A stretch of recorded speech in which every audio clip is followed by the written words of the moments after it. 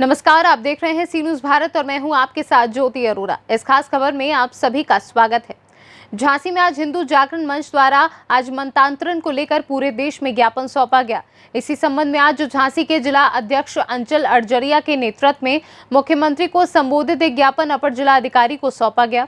ज्ञापन मुख्यमंत्री को संबोधित करते हुए कहा कि देश में कई दशकों से गरीब, आदिवासी, दलित समाज के लोगों और अब मुक बधिर बालक बालिकाओं को धर्मांतरण किया जा रहा है।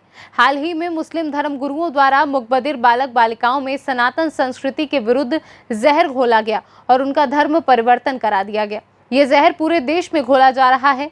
हाल ही में यूपी एटीएस द्वारा इसका विस्तृत रूप से खुलासा भी किया गया। हिंदू जागरण मंच द्वारा मांग की गई है कि धर्मांतरण के आरोपियों को फांसी की सजा दी जाए।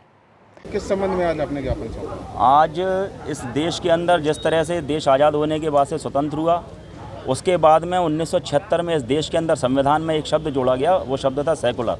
उस सेकुलर शब्द के जुड़ने के बाद से लगातार इस देश के अंदर धर्मांतरण का धंधा बड़े जोरों के द्वारा, ईसाई मिशनरीज के द्वारा चलाया जा रहा था।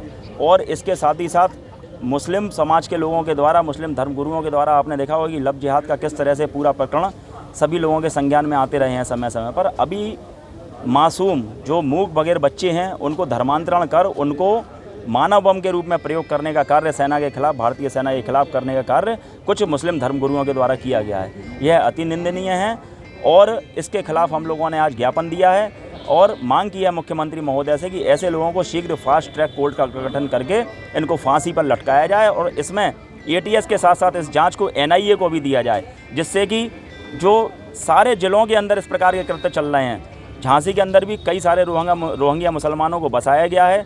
उसके विषय में भी हमने लिखा है। आईटीआई के ऊपर झोपड़ी, आपको ध्यान हो, पिछले 3 माह पूर्व एक घटना घटित हुई थी। हिंदू समाज की झोपड़ियों में आग लगाई गई थी। उस आगजनी की घटना पर हमने स्वयं जाकर के वहाँ पर सीपरी थाने में रिपोर्ट दर्ज कराई थी। लेकिन आज भी वो 20-25 लोग जिनके द्वारा आग लगाई गई थी उनको अरेस्ट नहीं किया गया है, ना ही उनको किसी प्रकार की सज़ा दी गई है। तो ऐसे लोग पीएफआई का पूरा सेंटर कसाई मंडी के अंदर चलता था और उस समय पर जब सीए के खिलाफ आंदोलन चला तो पीएफआई ने पर्चे झांसी के अंदर बांटे उन्हें, लेकिन इन सारी चीज़ों को छुपा लिया जाता है, इन चीज़ों को बताया नहीं जाता है ऊपर तक, क्योंकि हम सद्भावना दिखाने के लिए इधर ही इधर मैनेजमेंट तो कर रहे हैं जिला प्रशासन झांसी का, लेकिन वो मैनेजमेंट कब तक मैनेज होगा आप देखिएगा। एक दिन इतना बड़ा विस्फोट होगा कि संभालना मुश्किल हो जाएगा। तो इसको रोके जाने की आवश्यकता है। घर घर तलाशी की आवश्यकता है। ऐसे मोहल्लों के अंदर आप जाइए, आप देखेंगे कि घरों के अंदर तलवारें, बंदूक, कट्टे, अवैध हथियार हर घर के अंदर आपको मिलेंगे। तो उनकी तलाशी क्यों नहीं होती है? और पिछले 2 साल के अंदर जब से जिलाधिकारी झांसी आए हैं आंध्रा वामसी जी, तब से 5 मस्जिदों का निर्माण हुआ है। मैंने कम से कम 25 बार इनको लिख के दिया, लेकिन कोई कार्रवाई नहीं करी है।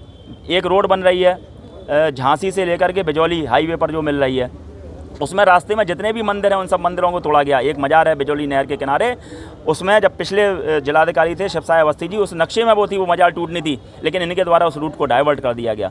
तो हम सद्भावना तो बनाएंगे, लेकिन ऐसी सद्भावना नहीं बनाएंगे जिसमें देश का नुकसान हो जाए।